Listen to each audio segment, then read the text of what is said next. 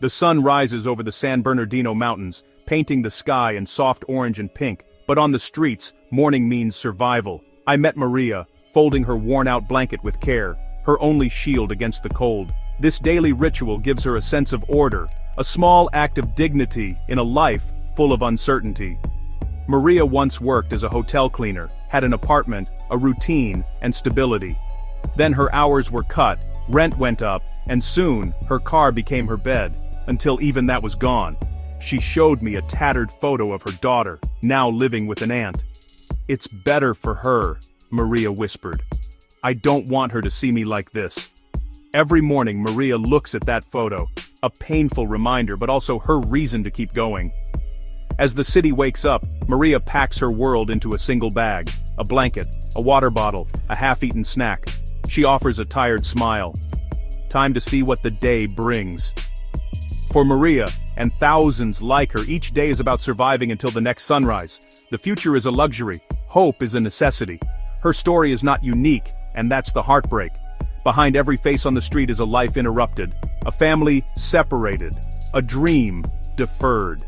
Maria's morning is a quiet act of resilience. She is not a statistic, she is a person, starting her day. In San Bernardino, survival is the first task of every morning, and for Maria, hope is folded carefully, right alongside her blanket. It's easy to make assumptions about people like Maria, but the roots of San Bernardino's homeless crisis run deep. The city has faced years of economic struggle, rising rents, disappearing jobs, and stagnant wages. Many who once afforded a simple apartment now find their paychecks don't stretch far enough. A single unexpected bill can push a family onto the streets. Stable jobs have been replaced by low-wage, inconsistent work with no benefits. Without a stable address, it's nearly impossible to find better work, trapping people in a vicious cycle. Mental health and addiction often intertwine with homelessness, not as causes, but as consequences of life on the streets. The daily stress of survival worsens these struggles while treatment remains out of reach. The real crisis is a lack of affordable housing. Decades of underinvestment have left too many with nowhere to go. When supply is low and demand is high, the most vulnerable are squeezed out. People aren't choosing homelessness, they're being pushed out of a market that has no room for them. San Bernardino's crisis is about housing, wages, and healthcare, all at once. Understanding this complexity is the first step toward real solutions. To understand homelessness, you have to visit the encampments. Under a freeway overpass, I found a makeshift community. Tarps, pallets, and small touches of home, paths wound between tents. Someone had planted flowers in a broken bucket. The noise of traffic was constant, a reminder of a world rushing by. Safety is the main concern. Possessions can vanish in an instant, and violence is a constant threat. Women often band together for protection, sleeping lightly, always alert. Basic needs are a daily struggle. No clean water, no toilets, no showers. People wash clothes in buckets, carry water from parks, and rely on food pantries or the kindness of strangers. Missed meals are common, dignity is hard to maintain. Yet even here, there's community. People share what little they have, watch each other's tents, and exchange information about resources. A man offered me half his sandwich, likely his only meal that day. These bonds are a testament to the human spirit's resilience. In this place of last resort, people create their own society, with its own rules and loyalties. Life in the encampments is harsh, but it's also filled with moments of kindness and connection. Even in desperation, humanity endures. This is survival, but it's also community. The best way to understand this crisis is to listen. James, a veteran, told me, "People look at you like you're not human. They don't see the man who served his country." After his service, injuries and PTSD made work impossible. He lost everything, piece by piece. Sarah, barely 20, left an abusive home with nothing but her dog. "It's a different kind of prison out here, but at least I'm free." She dreams of college, clinging to hope despite her reality. I met a family living in their minivan, Mark, Lisa, and their young son. Mark waits for day labor jobs. Lisa tries to keep life normal for their child, taking him to the library. "We tell him we're on a long camping trip," Lisa said, "but he knows." These are not just stories of sadness, they're stories of resilience. James cleans his sidewalk patch every day, maintaining standards. Sarah uses library Wi-Fi for free online courses. Mark and Lisa sing their son to sleep every night. They haven't given up, they're fighting to hold on to their humanity. Each story is a reminder. Homelessness is not about giving up, but about surviving against the odds. These are our neighbors, our friends, our family. Their fight is for dignity, hope, and a future. We must listen and remember.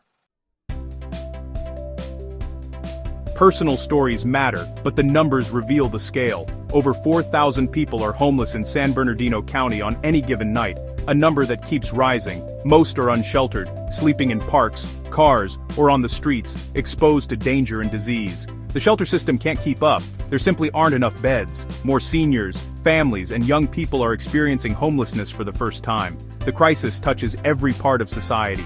These are our neighbors, our elderly, our children. The average rent requires far more than a minimum wage job can provide. Many work full-time and still can't afford a place to live. The statistics are not just numbers, they're thousands of individual tragedies. Without addressing the economic gap, the crisis will only grow. Amidst the despair, there are beacons of hope. I visited a local shelter, a clean, calm space offering hot meals, beds, and showers. More than a place to sleep, it's a launch pad for rebuilding lives. Case managers like David help with paperwork, job searches, and support. You can't just hand someone a key and expect everything to be okay, he said. It takes time and empathy. At a church food pantry, volunteers greet everyone with kindness, offering groceries and dignity.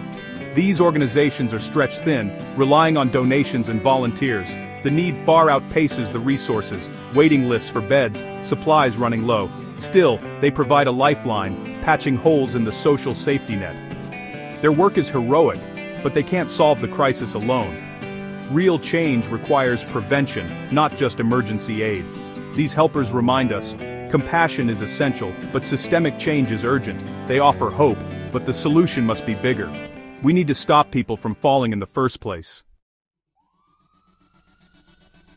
The line between stability and homelessness is thinner than we think. Brenda, once a medical assistant with a steady income, now lives in her car with her 2 sons. A sudden illness, lost wages, and mounting bills led to eviction. Friends offered couches, but it couldn't last. "I never thought this would be my life," Brenda said. One illness took it all away. Her story is not rare. Many live paycheck to paycheck, one crisis from disaster. The safety nets we count on, unemployment, disability, healthcare, often aren't enough. Homelessness is not a personal failing, it's a system that's become unforgiving. Brenda helps her sons with homework under the dome light, uses a gym for showers, and fights to keep hope alive. She is still a mother, still determined. Her story challenges our assumptions. The people on the streets are us, after life takes a wrong turn. Stability is an illusion for many. The crisis can happen to anyone. We must see ourselves in their stories. Empathy is the first step to change. Amid the crisis, hope comes from ordinary people.